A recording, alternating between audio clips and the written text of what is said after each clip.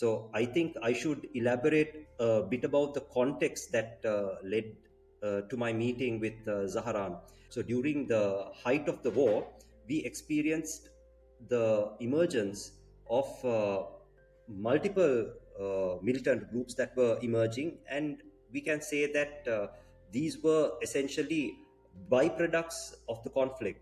Now, going back to what these jihad groups were and how they originated is quite important if you are to understand how this whole thing transpired, especially when we look at Easter Sunday, the persecution, and then there was violence that was targeting the Muslim community in the East by the LTT, which was essentially a major contributing factor that led to the emergence of these jihadist groups.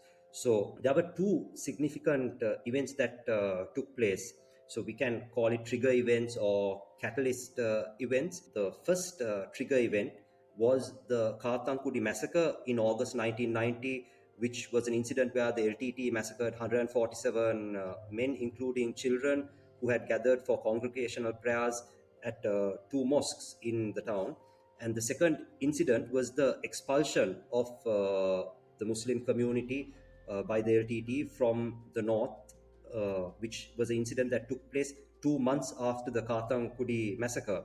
So the expulsion of Muslims can be seen, or many human rights organizations categorize it as a form of ethnic cleansing. So these two events essentially set the foundation for Muslim civilians in the north and east arming themselves to counter the threat posed by the LTT. So eventually, we see Muslim home guards, the government establishing home guards to protect border villages, and several Muslims were joining these home guards. Then, simultaneously, there were also Muslim militant gangs that were emerging. So, some of these home guards deserted their ranks with their weapons and joined some of these groups that call themselves jihad groups. So, that was the kind of environment that was prevalent at that time. So eventually, Kartankudi and especially the eastern province would experience the emergence of radical Islamist teaching from clerics that were advocating Wahhabism. So it was in such an environment that was plagued by radicalization that someone like Zahran emerged as a cleric.